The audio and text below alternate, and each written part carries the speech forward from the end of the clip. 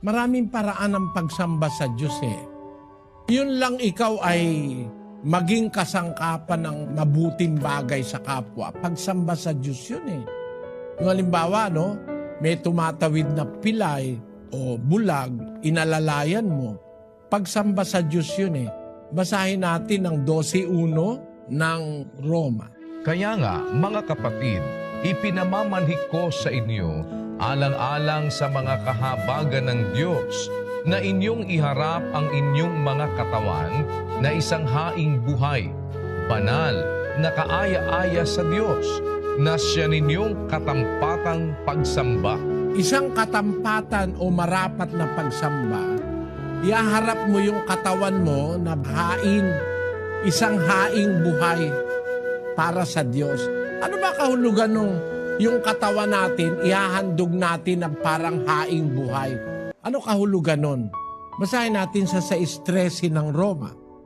At huwag din naman ninyong ihandog ang inyong mga sangkap sa kasalanan na pinakakasangkapan ng kalikuan, kundi ihandog ninyo ang inyong sarili sa Diyos, na tulad sa nangabuhay sa mga patay, at ang inyong mga sangkap na pinakakasangkapan ng katwiran sa Diyos. Ang paghahandog pala ng ating sarili, yung katawan natin, maging kasangkapan tayo ng katwirang sa Diyos.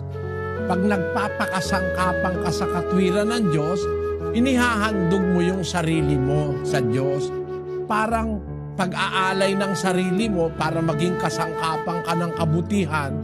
Pagsamba sa Diyos yun, katampatang pagsamba, sabi ni Pablo. Paano yun? Halimbawa, kapatid, katwiran ng Diyos ang mga nagugutom pakainin. Nakakita ka ng taong walang makakain, pinakain mo.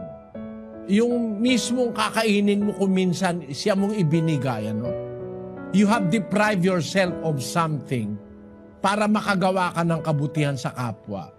Pag-aalay mo ng sarili mo yon bilang handog sa Diyos, pagsamba yun eh.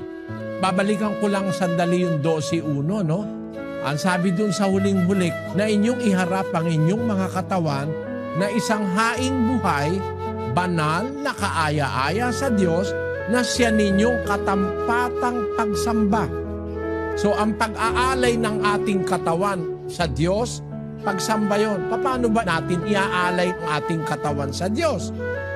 Ang ating katawan kung nagiging kasangkapan ng katwirang sa Diyos, sabi ni Pablo dun sa 6:13 ng Roma. Kagaya nung ginawa ni Job. Sa buhay ni Job, ginamit niya yung sarili maging isang mabuting kapwa-tao. Basahin natin ang 29:15 ng Job, kapatid na Daniel. Ako'y naging mga mata sa bulag, at naging mga paa ako sa pilay. Pag nakakakita siya ng bulag, ginaguide niya. Kinasangkapan niya yung kanyang sarili para makatuwang dun sa kulang sa iba. Yung bulag, walang paningin, inakay niya. Yung pilay, hindi makalakad, tinulungan niya. Sumasamba si Job sa Diyos. Ganon tayong mga Kristiyano.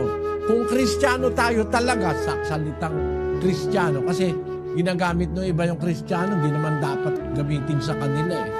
Meron ba naman Kristiyano pumapatay ng kapwa? Mali yun eh, hindi Kristiyano yun.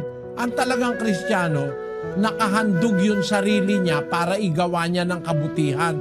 Kasi yun ang pagsamba niya sa Diyos. Kaya ako, pinagbubutihan kong mag-aral ng Biblia, kasi naniniwala ako, pag gumawa ako ng mabuti sa kapwa, nakapagpakain ako, nakaakay ako ng bulag, natulungan ko yung pilay. Meron ako isang pilay na naibili ng wheelchair. O tuwan-tuwa. Sabi niya, kasi 4 na taon na yung wheelchair ko, hirap na ako, puro nakalawang at saka ayaw na halos umandar. Nakita ko, humihingi siya ng tulong. Binili ko siya ng bagong wheelchair na magandang klase. Sabi nung lumpo, kung makakalundag lang, kakululundag ako sa tuwa, Brother Eli, sabi niya. Parang ang damdamin ko, no? Kung halimbawa, yung pilay na tulungan ko, na ibili ko ng wheelchair. Kasi hindi ko naman siya pwedeng alagaan dahil marami kong trabaho. Yung wheelchair, at least, natulungan ko siya. Ang ibig sabihin, pagsamba ko sa Diyos yun eh.